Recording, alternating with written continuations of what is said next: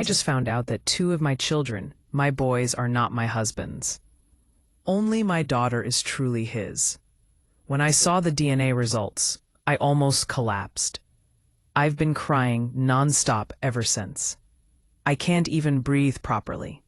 Everything feels like it's spinning out of control. I keep replaying everything in my head. The truth is, I only cheated back then because he was cheating on me too. I was angry, hurt, and lost. I hadn't found God at that time. I thought what I did was behind me, that the past was gone. But now it's come back to haunt me in the worst possible way. I don't even know what to do. A part of me wants to hide this secret and pretend like nothing happened. But deep down, I know secrets like this can destroy a marriage completely. My heart shakes whenever I think about it. I look at my boys and tears just fall. They're innocent. They know nothing. But if my husband finds out, I know he'll never see them the same way again. If you're watching this, subscribe and let me know where you're watching from. I've been praying for God's mercy and direction because this truth doesn't only affect me, it affects my husband, my children, my entire family. I made terrible mistakes out of pain and anger, and now the consequences are heavy. But just when I was thinking of whether or not to confess, something else hit me like a storm. I discovered that my husband has a child with his side chick. That broke me completely. I thought I was the only one living with secrets, but now I realize he has his own too. I don't even know how to feel. Angry, betrayed, guilty, or just numb. When I married him, I wasn't a cheat. I was faithful. But a few years into our marriage, I caught him cheating. I confronted him several times, but he always denied it and made me feel crazy.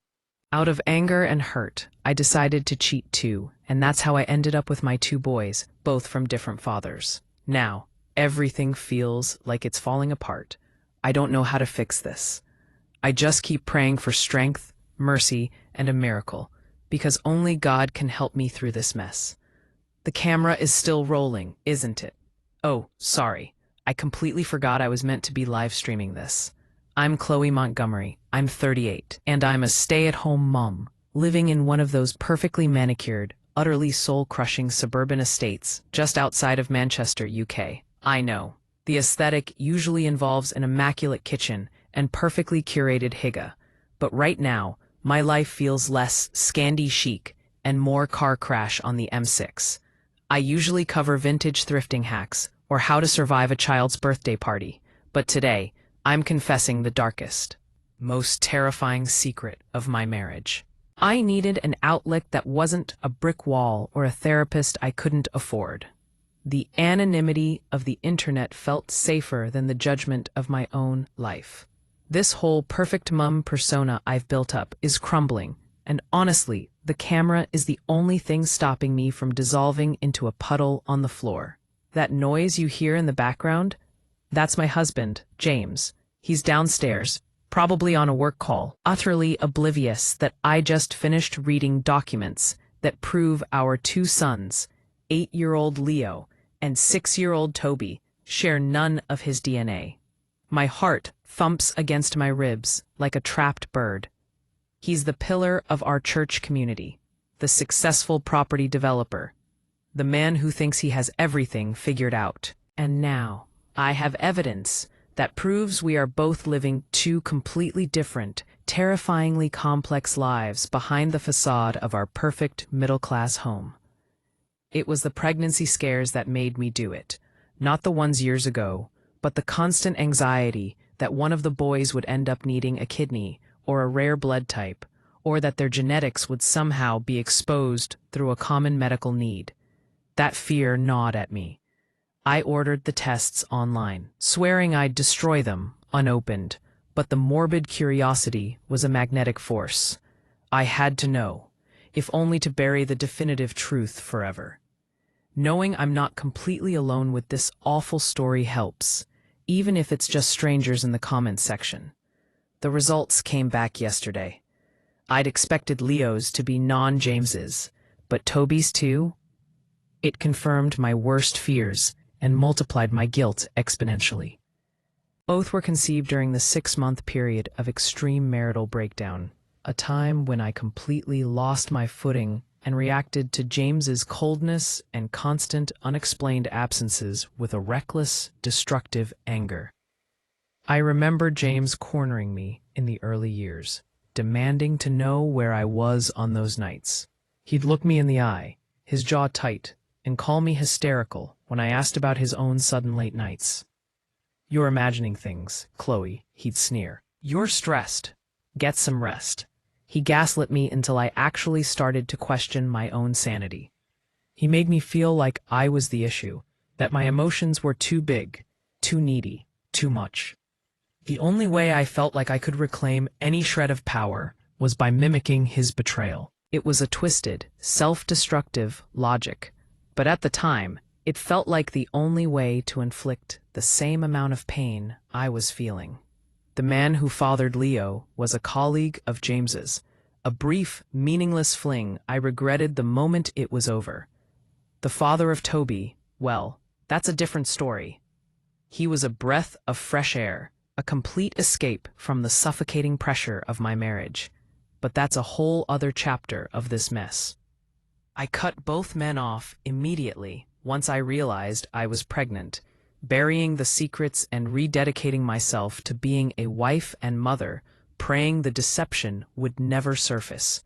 I thought finding God and committing to my marriage was the price I paid to make those mistakes disappear. And then, James's secret landed in my lap. A private investigator, hired in a moment of paranoia a few months ago, long before I ever thought about a DNA test, sent me a photo of a small boy with James's unmistakable chin, and text messages confirming regular financial transfers to a woman in Liverpool. He hadn't just cheated. He had a whole second family brewing in another city. I felt so much guilt for the 2 children I had outside the marriage. But my husband was secretly fathering a child of his own, outside our home, all while making me feel like a delusional wife. The truth is, James checked out of our marriage long before I did.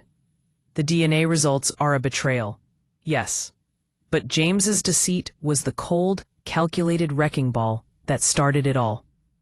I only told one person the whole truth, start to finish, the moment I saw those DNA results. My best friend, Almora. We'd been inseparable since university. Almora was the only person who knew about my painful background as a product of the foster care system. A transient life, no real family or friends to fall back on. Which is why I'd clung to my marriage so fiercely. I was a housewife with no money of her own, completely dependent on James. If the marriage ended, I was adrift. When I told Almora about the boys, she held me and she prayed with me. Or so I thought. 3 days after our tear-filled conversation, I came home from picking up the kids to find James sitting rigid on the edge of our leather sofa, his laptop closed on the coffee table. The air was thick and cold. His eyes, usually just indifferent, were blazing with a terrible, contained fury. "We need to talk," he said, his voice flat, dangerously devoid of emotion. I swallowed, tasting the fear in my throat. "What about James?" He didn't answer right away. He just picked up his laptop, opened it, and spun the screen around.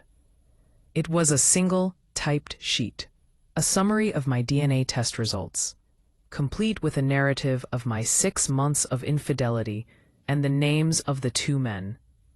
It was the exact confession I had poured out to Almora, presented to me like an irrefutable legal document. "Almora sent this to me late last night," James finally said, standing up. "She said she couldn't, in good conscience, let me live a lie.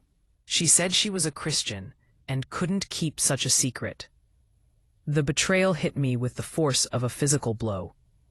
Almora, my closest confidant, had become a spiritual vigilante. I felt the last vestiges of my hope, The tiny, desperate hope that James wouldn't find out, evaporate in a plume of smoke. I had been worried about his reaction to the truth, but what I got was worse than a tantrum. It was the calm, surgical removal of his emotions from the marriage. He hadn't shouted. He hadn't cried. He had simply shut down. "I know what you did, Chloe," his eyes hard and empty. "And I knew long before this test." That sentence was a whole new level of terror. "What do you mean you knew?" I whispered, my voice barely audible. "I've always suspected," he said, turning away to stare out the window at the perfect lawn. "But it didn't matter. You were here. You kept the house running. You were the acceptable mother for my daughter, Lily. But you were never getting a penny from me. Not after what I knew you were capable of." My mind raced back over the last few years. The coldness, the lack of intimacy, the quiet, constant dismissal of my worth. It wasn't just indifference. It was a punishment, meticulously doled out over years. I soon found out that my husband already knew about the boys not being his, and has mentally checked out of the marriage. James was a man who planned for every contingency, and he had already ensured my two boys, Leo and Toby, were nothing more than a temporary inconvenience. He didn't just suspect. He had already started taking action. "I've already updated the will, Chloe. The boys are out. They get nothing. They are not mine. He has cut my boys out of the will," he stated, turning back to face me. "And you know what the best part is? I'm not divorcing you. Why should I? You're a cheat, and I get to hold that over you for the rest of your life. You get to stay here, look after my home, and watch me live my life, while you suffer the consequences of your sins." I stared at him, my legs buckling. The financial threat was real. As a woman with no job, no family, and no independent income, I was trapped. I had nowhere to go, no savings, and now my children had been disowned. The cold reality of James's control settled over me like a shroud. The beautiful house was nothing but a cage, and James, far from being the victim Almora had painted him to be, was a calculating, vengeful warden. "You'll never leave, Chloe," he continued, a thin, chilling smile touching his lips. "You're trapped. You will suffer in the marriage until I say otherwise." I vowed to not support the boys anymore, and also swore he would never divorce me, but rather I will suffer in the marriage. I was no longer an angry wife reacting to a cheater. I was a hostage in my own home, facing a future where my sons were financially and emotionally disowned by the man they called Dad. I was desperate. I was alone. I knew I had to find a way out, but the resources weren't there. I needed a miracle, and I needed it fast. I thought of the man who had fathered Toby, the one brief, bright chapter in my dark marriage. I had to go to him. He was my only hope. I had to tell him everything. The day after James's cold confession was a waking nightmare.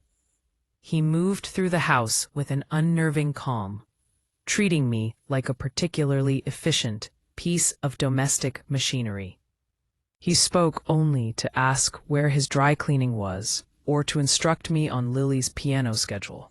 He completely bypassed Leo and Toby, treating them as if they were invisible air. The boys, being young, noticed the chilling distance, but couldn't articulate it. They just huddled closer to me, their big, innocent eyes looking up for reassurance I couldn't give. My anxiety reached fever pitch when the school called. It was Mrs. Harrison, the bursar from their very expensive private preparatory school. "Mrs. Montgomery, I'm terribly sorry to bother you, but the fees for both Leo and Toby are now over a month late. We've sent 2 reminders to Mr. Montgomery's office, but they've gone unanswered, and the deadline has passed. My stomach plummeted. Unanswered? That can't be right. James handles all the finances. I'll call him immediately and sort this out. I lied smoothly, trying to keep the panic out of my voice. I knew exactly what was happening. James had been true to his word. He wasn't supporting the boys anymore. I went to his locked office downstairs and tried to call him, but he sent me straight to voicemail. I texted him, pleading, explaining the urgency. His reply came back 3 minutes later, cutting through my desperate fear like a razor. Jay, they are not my responsibility. You created this mess. Fix it. Consider it a lesson in consequences. I sank down onto the carpet, tears blurring the mahogany door.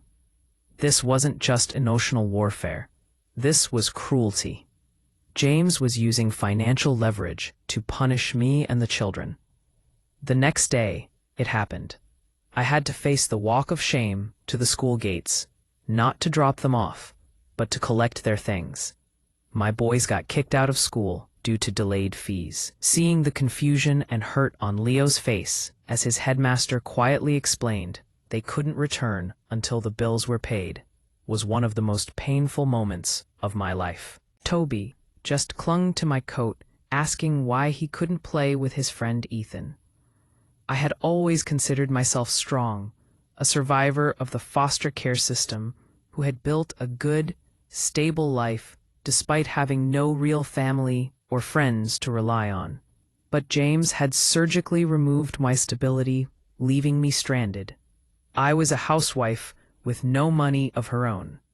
Every credit card was in his name, the bank accounts were joint, but controlled by him, and the expensive car I drove was leased.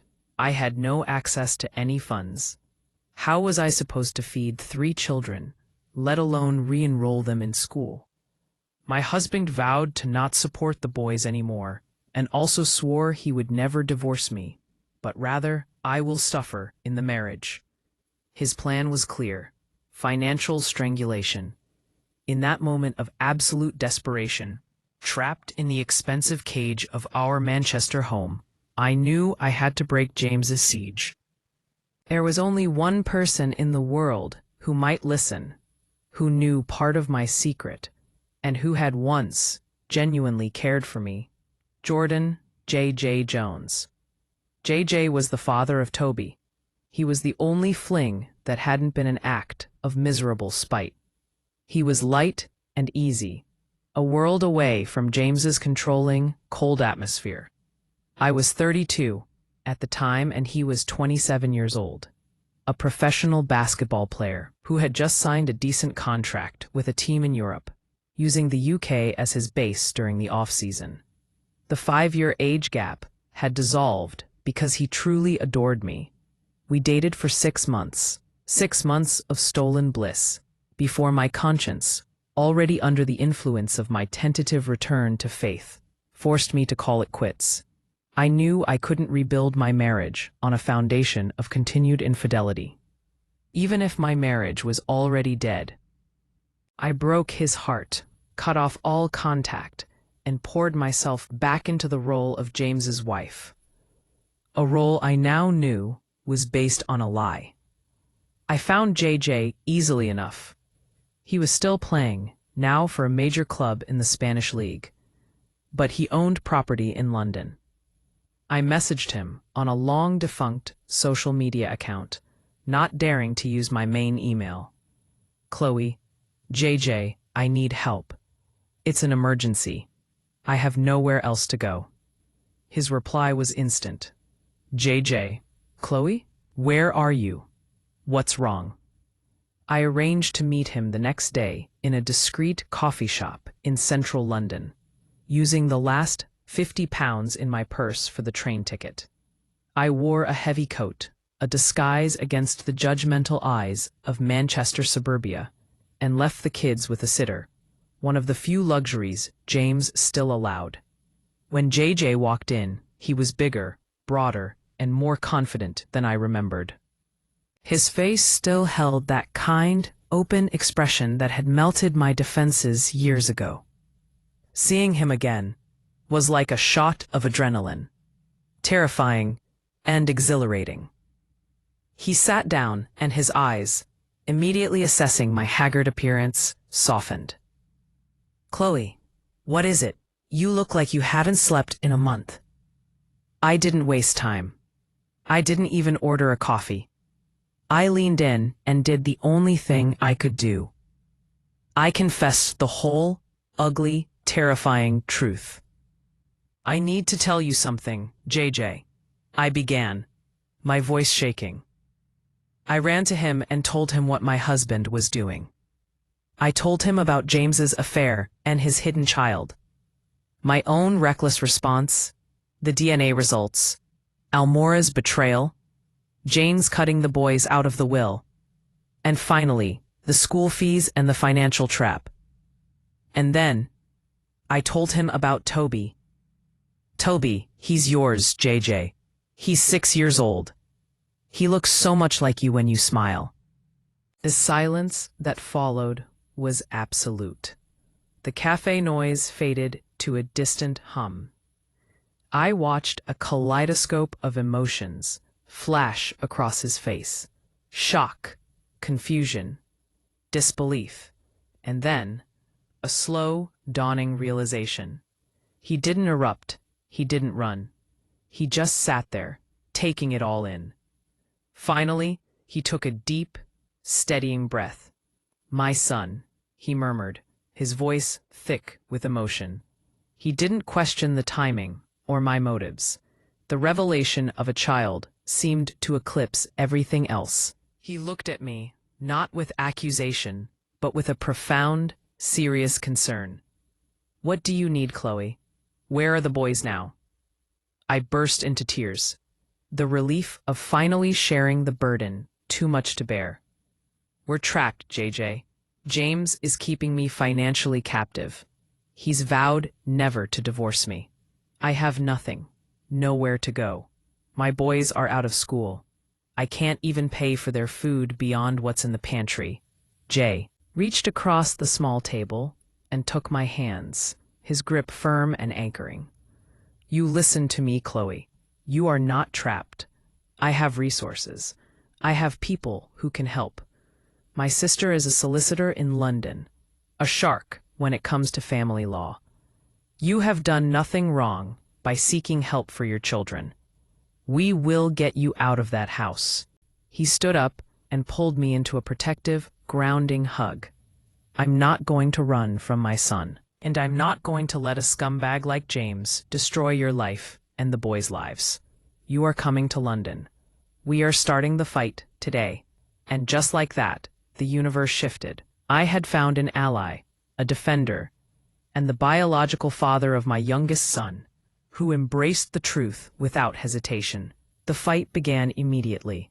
JJ rented a discreet apartment for me and the kids in London, a temporary safe haven. He insisted I take a large, untraceable cash withdrawal from his bank to cover immediate needs, clothes, and school necessities. He introduced me to his sister, Keisha, a sharp, no-nonsense solicitor who specialized in cases involving financial abuse and marital coercion. Keisha was appalled by James's conduct, especially his vow to make me suffer and his exclusion of the boys. "We have an excellent case, Chloe," Keisha stated in their first meeting. "James's documented infidelity, his child outside the marriage, and now his calculated financial abandonment of your children. We can prove mistreatment of you and the boys when he found out they weren't his. We can hit him hard with this. His intention to make you suffer is a form of emotional and financial abuse." JJ was the rock I needed. He didn't push our former romance. His focus was entirely on establishing a safe, stable life for me and the children, particularly Toby. Strong, I reunited with my basketball lover and he accepted my boys. Strong. He didn't just accept Toby, he extended his protection to Leo as well, recognizing the deep bond between the brothers. Leo is family, he simply stated, and he needs protecting just as much. Page 2.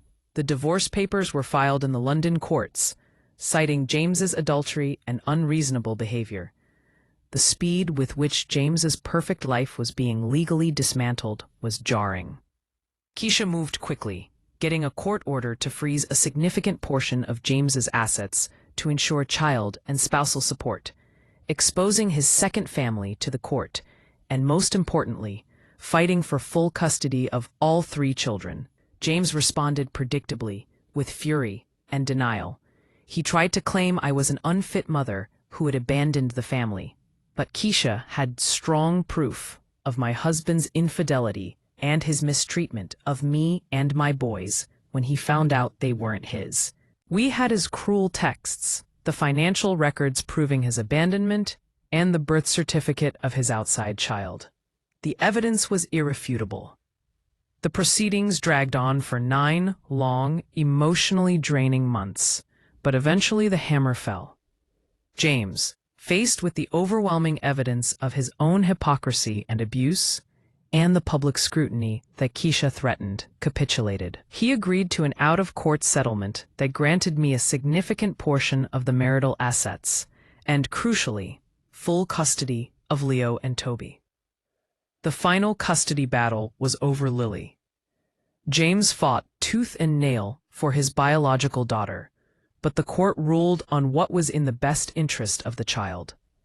Due to his documented emotional neglect, financial abandonment of the other children, and the existence of another child from his infidelity, James was seen as an unstable parent prioritizing revenge over stability. My husband lost custody of our daughter, Lily, who was placed in my primary care, with supervised visitation for James. It was a complete, stunning victory. I was finally free, and I was now a single mother of 3, living in London, supported by the man who had become my unexpected miracle. The kids adored JJ. He was fun, involved, and genuinely loving. He taught Leo the basics of dribbling, helped Toby build elaborate Lego structures, and listened patiently to Lily's stories about school drama. He didn't distinguish between the children. They were all simply his crew. This unconditional acceptance was the greatest gift, healing the emotional wounds James had inflicted on the boys. For me, the transition from emotionally abused, dependent housewife to independent London mother was seismic. I found myself in a beautiful city, finally free, but also facing the reality of rebuilding my life from the ground up. I had the settlement money from James, but the freedom was intoxicating and terrifying in equal measure. JJ never pressured me. He simply offered unwavering support. "Take your time, Chloe," he'd say, watching me stare out at the Thames. "The only job you have right now is healing and being a mom. We have the space, we have the resources. Just breathe." Our relationship, which had begun in crisis, quickly deepened. JJ and I had a history of intense connection, but this time it was built on a foundation of shared parenting and mutual respect, not stolen moments and adrenaline. We were partners, navigating co-parenting and the complexities of blending a family that had been forged under such extraordinary circumstances. The difference in our ages, I was 38, he was 33, felt irrelevant. His maturity, his immediate acceptance of my 3 children, and his determination to protect us were the most attractive qualities I had ever encountered in a man. He saw my messy past and loved me anyway. He was in his basketball off-season, which gave us precious time to solidify our bond as a couple and as a family.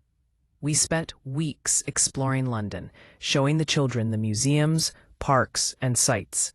For the first time, I felt like I was living my own life, not just the supporting role in someone else's production. I even started a little vlogging side project again, this time focused on single mom life and city escapes, finding that I still had a voice and a story worth telling, one that was now about survival and triumph, not just sorrow. Just 2 months after the final divorce papers were signed, JJ did the unthinkable. He had planned a big dinner out, but at the last minute, he declared that the night was about us, the family. He gathered the 5 of us in the living room after the kids had eaten their dessert. He got down on one knee, not just to me, but right in the center of a circle of children he had fiercely protected. "Chloe, when you walked back into my life, you brought chaos and a miracle," he started, his voice thick with emotion, looking directly at me. "You are the strongest woman I have ever known. But I don't just want to marry you. I want to be a father to these 3 amazing kids." He then looked at Lily, Leo, and Toby, who were watching, wide-eyed. "I know your mother has been through a rough time, and I know you boys had a hard time with James. I promise you all that I will be a permanent, loving, and secure father figure. I want to build a real family here, forever." He presented me with a ring, a beautiful, simple diamond that felt weighty with promise. "Chloe Montgomery, will you marry me?" Tears streamed down my face. I didn't hesitate. "Yes, JJ." "Yes, of course." The children cheered, running to hug us. It was a perfect, chaotic, emotional moment that solidified our new reality. He proposed after 2 months. It felt fast to the outside world, perhaps, but after the crucible of the last year, we both knew exactly what we wanted and what we had found in each other. The next step was non-negotiable for JJ. He wanted his commitment to be more than just emotional. He wanted it to be legal and permanent. He immediately began the process to adopt all my kids. "It's not just about me being their dad, Chloe," he explained to me one evening. "It's about protecting them, legally. If anything ever happens to me, I want them to be secured, and for them to never have to worry about James coming back and trying to claim a biological right to Leo or Toby. I want them to be Joneses, forever." The adoption process for Leo and Toby was relatively straightforward, as James was legally proven to have financially and emotionally abandoned them. He signed over his parental rights, a final, cold acknowledgement that he was done with the boys he had once claimed to raise. For Lily, it was more complex, requiring a step-parent adoption process. But given James's supervised visitation schedule and the court's previous rulings, the judge quickly saw that JJ had provided the stability and security Lily desperately needed. The day the adoption was finalized, JJ took us all out for a huge celebratory dinner. It was no longer Chloe, Lily, Leo, and Toby Montgomery, with JJ Jones. We were the Jones family. The boys, now sporting JJ's surname, had an air of settled confidence I hadn't seen before. Leo, in particular, flourished under JJ's mentorship, his shyness replaced by the easy confidence of a boy who felt truly loved and supported. Toby, always a cuddler, never left JJ's side. Lily felt secure, knowing her mother was happy and her home was stable. My own journey had come full circle. I had entered marriage as a faithful, dependent woman, only to be turned into a desperate cheat by my husband's cruelty and betrayal. That mistake, born of pain, led to 2 children, and ultimately to a path of devastating confrontation that forced me to reclaim my life. Now, I was a woman of faith again, but this time, my faith was in myself and in the genuine, honest love I shared with a good man. I was no longer a victim or a co-conspirator in a lie. I was a survivor, a mother, and soon to be a legitimate basketball wife. We didn't get married in a big, extravagant church ceremony. We had a small, intimate service in the London Register office, followed by a lunch overlooking the city. It felt real, authentic, and completely ours. Standing there, saying my vows to JJ, looking at my 3 children, all now legally his. I finally understood that God's mercy wasn't about erasing consequences. It was about providing a path through them. My life now is one of international travel, attending JJ's games across Europe, managing a busy household of 3 thriving children, and yes, continuing my little side hustle of sharing my life online, now with a message of hope and redemption. I don't shy away from my past, because it led me here. It led me to a loving partner, 3 happy children, and a stable, beautiful life I built on the wreckage of a terrible marriage. I remember James's vow, "You will suffer in the marriage." The joke was on him. He lost his daughter, he lost his dignity, and he lost the power to hurt me. I didn't suffer. I won. I found freedom, love, and a true family. I look at my life in London now, the laughter of my children echoing through the apartment, JJ. Teaching them a new language through basketball. The feeling of absolute security I finally have. I am eternally grateful for the second chance I was given. And I have learned that sometimes the biggest betrayals are simply the painful catalysts for the greatest miracles. This whole journey, from that first tearful DNA test to standing here today, has been a brutal lesson in consequences and compassion. It's the kind of story that reminds you that things are never as simple as good or bad, faithful or unfaithful. Life is complicated, messy, and filled with unbelievable twists. If there is one thing I've learned, it's that even when everything seems lost, there is always a next chapter waiting. You just have to be brave enough to turn the page. Click on the next story waiting for you on screen. Because trust me, the betrayals only get darker from here.